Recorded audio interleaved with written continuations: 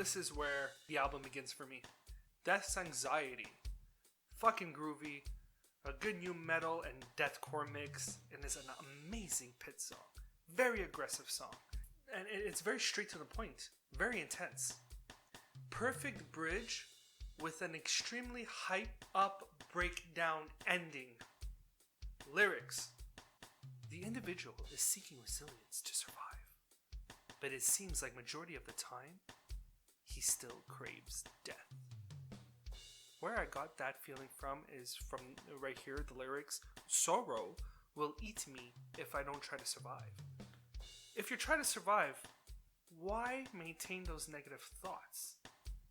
You're still craving pain and death. That's what I got from it. Song got 1 out of 1. Skin Tight. Definitely my top song on this record. I do enjoy the new metal vibe with the harsh vocals. SS really raised the game for the revival of new metal, or at least a blend of new metal.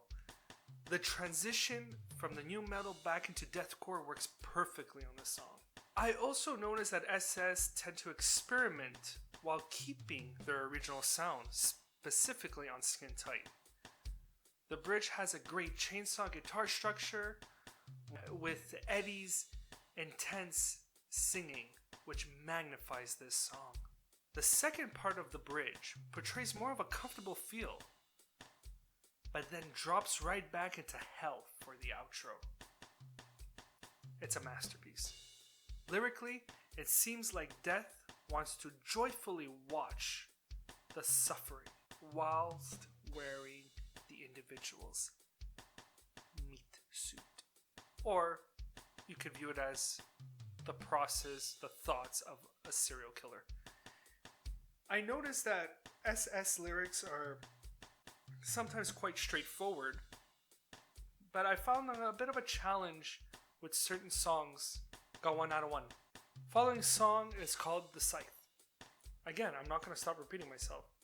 Huge new metal mix. Great breakdown verse. Has a great mix of variety of Eddie's vocals. I also enjoy the solo in this song. It has a tasteful feel to it that blends well with the aggressive post-verse. Lyrics. The individual might have stumbled upon a cult that worships a form of death, or can be used to sacrifice for death. Because it says, I sense the tribe step back. We saw the smoke from a mile away. The cult summons death, and now it's time for them to leave. Or, the lyrics can be viewed from Death's perspective. One of my favorite lines on this particular track is, this Sith, it shines as we say goodnight. Oh, fuck, it hits hard. 1 out of 1. Serene Obscene. Interesting Middle Eastern intro.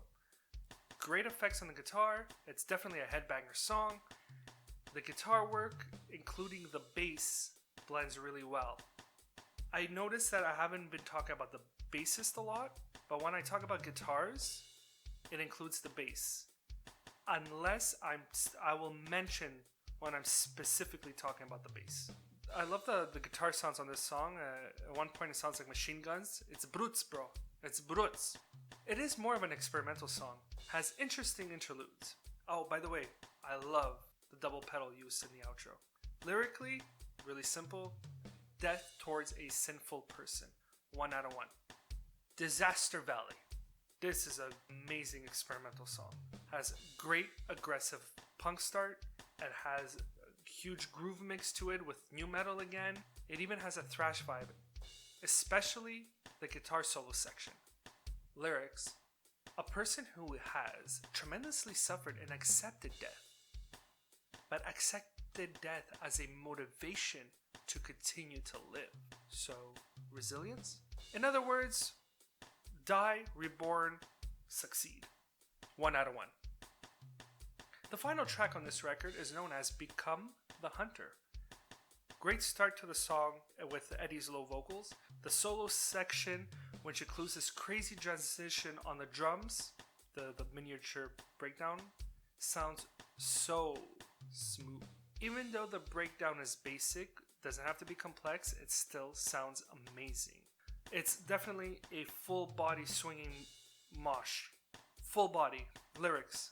It's either a depressed, delusional, or psychotic individual becoming a murderer.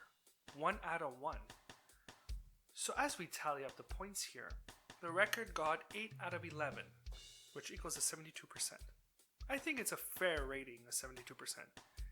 If the first 4 tracks were not there, obviously the mark would have been a lot higher. But it seems like a lot of fans do enjoy some of those tracks, all to them. I really like how they experimented on this record while keeping it OG. I also noticed that Eddie uses a lot more low vocals than he usually does in other records. I actually really like this approach they're taking musically. It is a good blend to their style. I really recommend this record. It's a good way to enjoy a new level of new metal. So I've seen Suicide Silence live a couple of times. I've seen them with Mitch, rest in peace. Amazing vocalist. Their performances are great. Really gets the crowd going. And after Mitch's passing, when they got Eddie, I also got to see them live. It was at Club Soda. And since we haven't really spoken about moshing events that happened since the pandemic and my good friend Fred cannot visit me at the moment, I will bring up an old story. At Club Soda, which is a venue in Montreal, Suicide Silence passed by, and it was a fair crowd. This was around the time where You Can't Stop Me was released, and the crowd was very active. Before A Wall of Death, there was this drunken idiot that decided to pinch my right bicep, and he just fucking pulled where I literally turned around and fucking knocked him one, and then the Wall of Death just happened. So I don't know what happened to the kid, but he got a fucking nice fist right on the fucking jaw. Hopefully he had a glass jaw, because that was completely unnecessary from that little prick. But the Wall of Death went on, and we conquered. So that's all, folks, for the Suicide Silence Become the Hunter album review. Thank you all for listening. My name is Steve. This is the Stage Eye Podcast. Don't forget to stay punk and stay metal. Don't go kill anyone.